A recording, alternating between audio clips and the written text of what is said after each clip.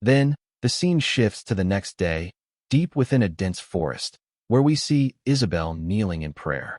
At that moment, one of her trusted subordinates, Leo, who serves as the captain of the Luna Kingdom's royal knights, approaches her.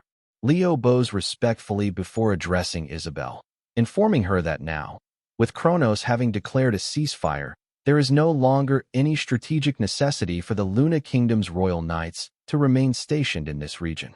However, Isabel responds firmly, her voice carrying a quiet but resolute tone.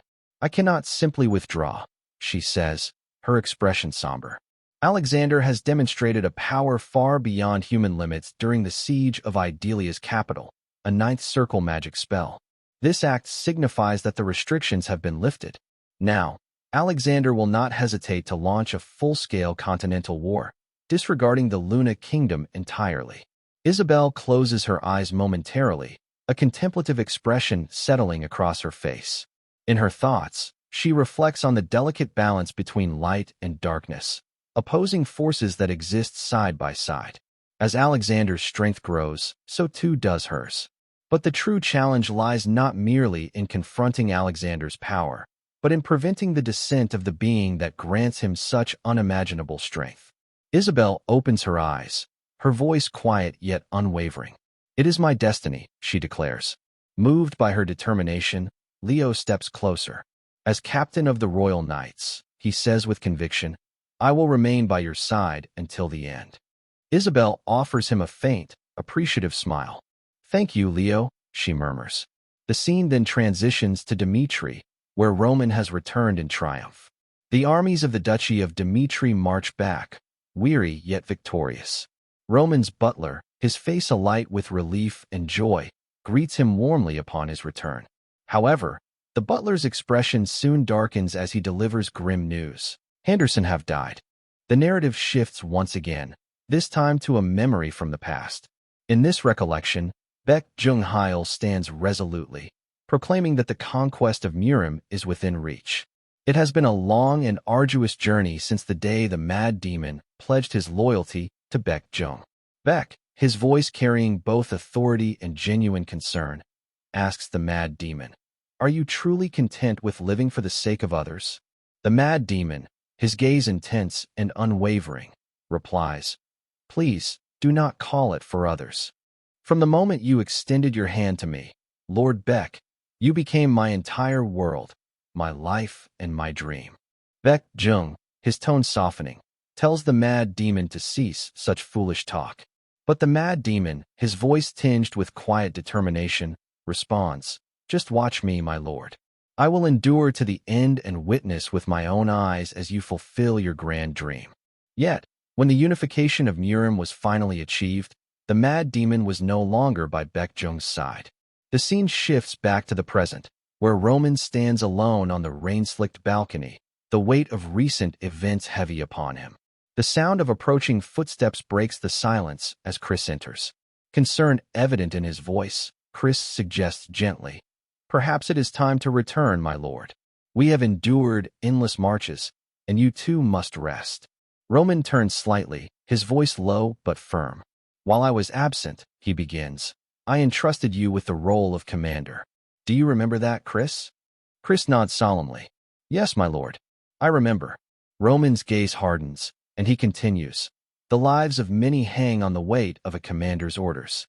That is the burden we carry. If you show too much humanity, the enemy will exploit it. But if you treat your forces merely as tools, they will come to trust you. Always remember, Chris, this is the life of a commander." Chris falls silent, absorbing the gravity of Roman's words as the rain continues to fall softly around them. Roman further explains to Chris that he must ensure he does not take the loss of his subordinates lightly, but rather show genuine respect and offer meaningful compensation for their family's grief.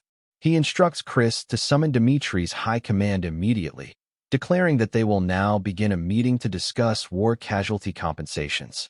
The scene shifts to the Grand Council chamber where the high command has convened. As the murmurs settle, one of the nobles tentatively raises a concern, asking, "Is Lord Roman truly serious about this plan?"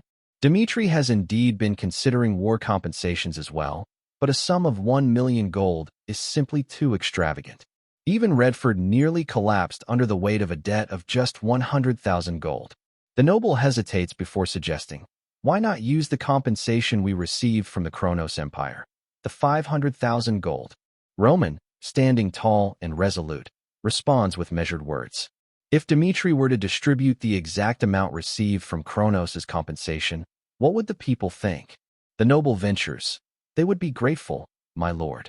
Roman's gaze sharpens, his voice firm. That is precisely why we must go beyond gratitude. I want our people to know that sacrifices made for Dimitry are always met with fair and unwavering recognition. This war preparation is merely the beginning. From this moment onward, Dimitry will implement a comprehensive national merit system. Not only will the families of war casualties be honored, but those like Henderson, who made invaluable contributions to Dimitri's cause, will be recognized as national heroes. Accordingly, the full 500,000 gold will be allocated for reparations. He continues, Cairo has agreed to this, and they have also offered to cover a portion of the remaining 500,000 gold to help offset the total compensation. Though Dimitry has suffered great losses during the war, I must show the people that to Dimitry, the greatest loss is not wealth or resources, it is the loss of its people. Dimitry has triumphed, and in this victory, I will not allow sorrow to overshadow our hard-won success. From this day forward, we shall focus on the lives and welfare of our people. At his words, a resounding chorus of agreement echoes through the council chamber as everyone present responds, yes, my lord. The scene then transitions to Henderson's humble home, where he and his wife, Chloe, once lived as an ordinary farming couple.